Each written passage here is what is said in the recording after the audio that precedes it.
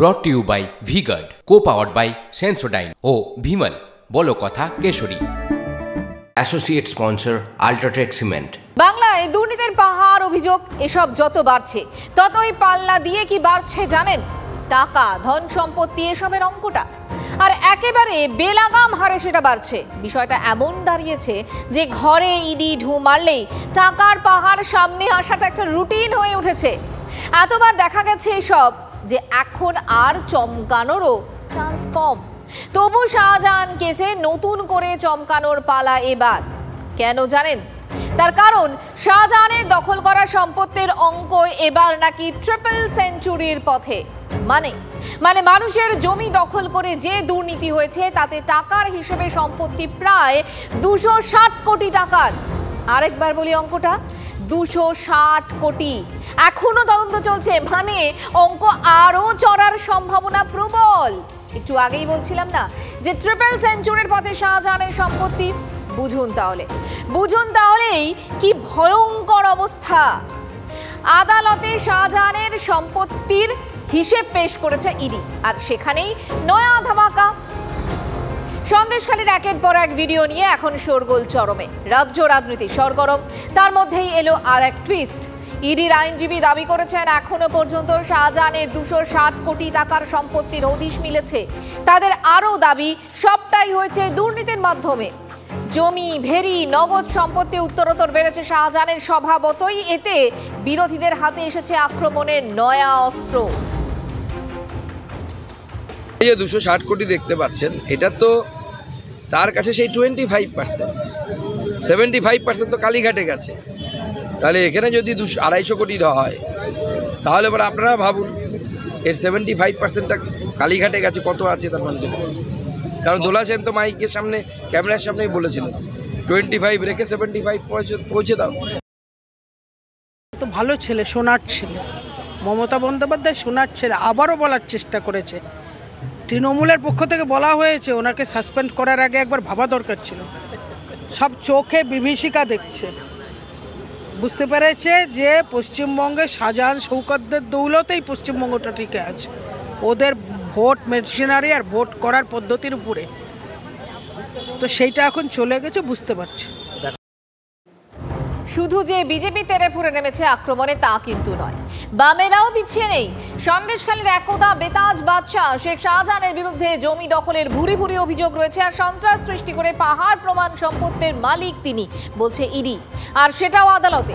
এরপরেও তৃণমূল তারই পাশে, তো খোঁচা তো বামেদের থেকে আসবেই। শাহজাহানের সম্পত্তির পরিমাণ এখনো পর্যন্ত যা পাওয়া গেছে তাতে 260 কোটি টাকা। তৃণমূলের তাজা নেতা, মুখ্যমন্ত্রীর সাধের শিবু শাহজাহানরা। শাহজাহান খুব ভালো ছেলে, কারণ ও ভালো ভোট করতে পারে। তাহলে ভালো ভোট করতে পারা মানে কোটি কোটি টাকা। এটাই তো তৃণমূল। চুরি, পাচার, সমস্ত অপরাধে যুক্ত হয়ে যারা তৃণমূলকে ভোট পাইয়ে দেবে তারা তৃণমূলের নেতা, যারা দখলদারি করবে তারা তৃণমূলের নেতা। মুখ্যমন্ত্রী বলেছিলেন আমি গুন্ডাদের কন্ট্রোল করি। স্পষ্ট হয়ে গেছে দুর্নীতি এবং দুষ্কৃতি একসাথে মিলে গেছে। সেই গুন্ডারা এখন তৃণমূল দলকে কন্ট্রোল করছে, পুলিশকে কন্ট্রোল করছে। যা দাঁড়াচ্ছে বিরোধীদের এক সুর, নিশানায় শাসক, কিন্তু তারাও চুপ কোথায়? উল্টে পাল্টা কি যুক্তি তৃণমূলের, শোনাবো। অন্যায়ের সাথে তৃণমূল কংগ্রেস আপোষ করে না বলেই শেখ শাহজাহানের বিরুদ্ধে আমাদের সরকার, আমাদের প্রশাসন পদক্ষেপ নিয়ে তিনি এখন কারাগারের পিছনে রয়েছেন। বিজেপির ক্ষমতা নেই যে তাদের অভিযুক্ত কোনো নেতাকে তাদের প্রশাসন অ্যারেস্ট করে। বাকিটা তদন্ত সাপেক্ষ বিষয়। অবধি কোনোটাই তারা কমপ্লিট করতে পারেনি তদন্ত।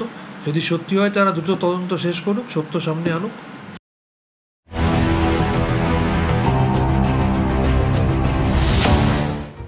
পরের ইস্যুতে আসি। শাহজাহানের কথা যখন হচ্ছে তখন সন্দেশখালীর কথা আসতে বাধ্য, বিশেষ করে এখন সেখানে দিন প্রতিদিন পরিস্থিতি যেভাবে জটিল আকার নিচ্ছে। সন্দেশখালী আন্দোলনে এবার যোগ হলো নতুন মাত্রা। রাতে পুলিশি অভিযান ঠেকাতে রাত্রি জাগরামে গ্রাম পাহারা কর্মসূচি মহিলাদের। লাঠি ঝাঁটা হাতে রাত জেগে গ্রাম পাহারা দেওয়ার শপথ মহিলা আন্দোলনকারীদের।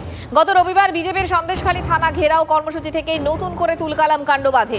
দফায় দফায় বিক্ষোভ দেখান মহিলারা। টায়ার জ্বালিয়ে থানার সামনেও চলে বিক্ষোভ কর্মসূচি। পরে পুলিশি ধরপাকড় শুরু হতেই ক্ষোভ বিক্ষোভ অন্য মাত্রায় পৌঁছয়। কি চলছে সেখানে জানতে একবার দেখানোর চেষ্টা করব আপনাদের কি চলছে সেখানে। গ্রামবাসীদের একাংশের অভিযোগ যে গ্রামে ঢুকে পুলিশ ভয় দেখাচ্ছে। আর কি হচ্ছে, এমনকি গ্রেফতারের ভয় দেখানো হচ্ছে বলেও অভিযোগ উঠেছে। আরও কি আছে, এরপর দেখা যাচ্ছে যে ফের একবার আন্দোলনের পথে সন্দেশখালীর মহিলা ব্রিগেড। একেবারে লাঠি ঝাঁটা হাতে রাতেও গ্রাম পাহারা দেওয়া হচ্ছে। প্রতিদিন রাতে এই কর্মসূচি চলবে বলে জানিয়েছেন আন্দোলনকারীরা। তার মানে পরিস্থিতি যে ফের ঘোরালো হচ্ছে তার বলার অপেক্ষা রাখে না। হাতে ফের উঠেছে লাঠি ঝাঁটা, ফের চড়ছে স্লোগান, বিক্ষোভের সুর। গত কয়েকদিনে একের পর এক ভাইরাল ভিডিও সামনে এসেছে এই সন্দেশখালীকে ঘিরেই।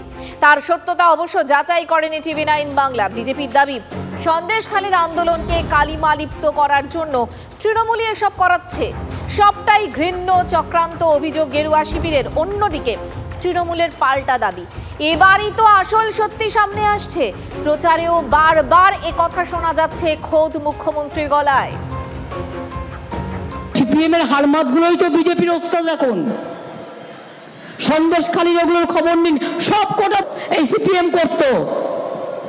কাজী ওরা কারসাজিগুলো জানে।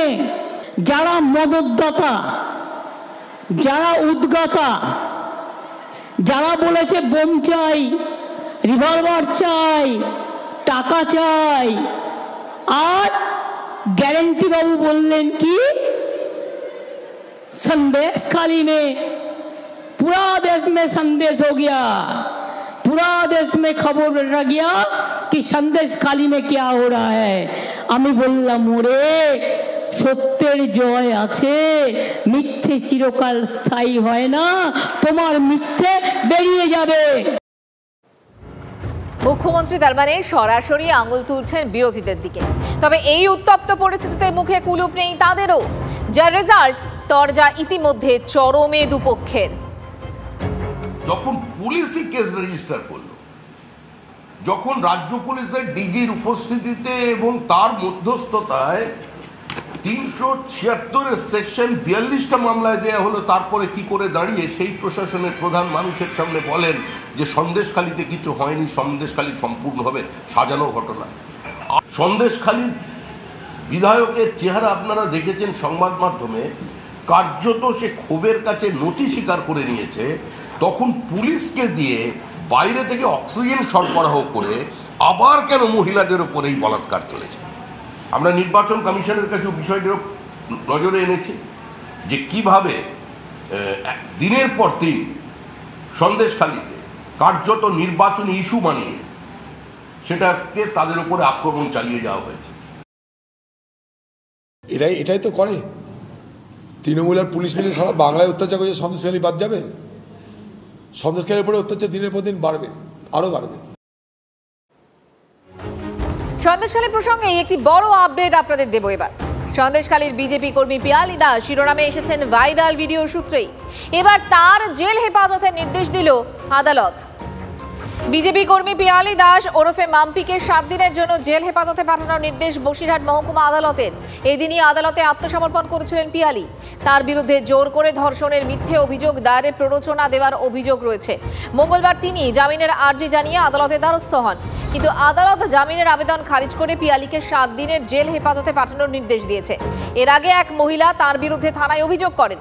তার ভিত্তিতে পুলিশ পিয়ালিকে নোটিশ দিয়ে ডেকেও পাঠিয়েছিল। এদিন বসিরহাট মহকুমা আদালতে গিয়ে আত্মসমর্পণ করেন পিয়ালি। তবে জামিনের বদলে জুটল জেল। এ নিয়ে ইতিমধ্যেই সরব বিজেপি। মিথ্যে কেসের জন্য এইভাবে মিথ্যে কেস দিয়ে এইভাবে আমাদের এই আন্দোলনের মায়েদের অ্যারেস্ট করার জন্য, এই পিয়ালি দাসকে অ্যারেস্ট করার জন্য এই রেখা পাত্র ছেড়ে দেবে না।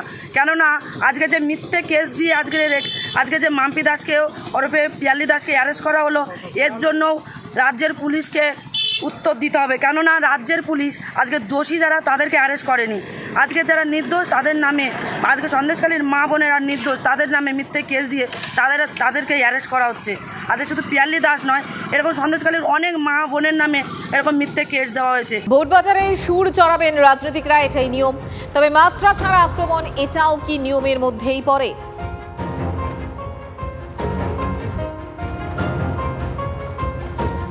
টাকা নিয়েছে, গরিবের টাকা তো ফেরত দিতে হবে না? টাকা নিলে তো ফেরত দিতেই হবে।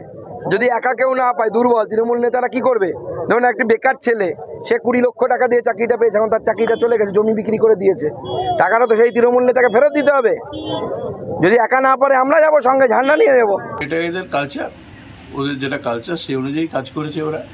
কারণ কি, এদের একদম ব্লক স্তর থেকে, জেলা স্তর থেকে রাজ্য নেতৃত্ব, ওদের একই ভাষা, ওদের উন্নয়ন নেই, ওদের উন্নয়নের কোনো কথা নেই, তাই এইসব করে ভোটার আগে একটা সন্ত্রাস তৈরি করার চেষ্টা করছে। Brought to you by V Guard, co powered by Sensodyne ও ভিমল, বলো কথা Kesari. Associate sponsor UltraTech cement.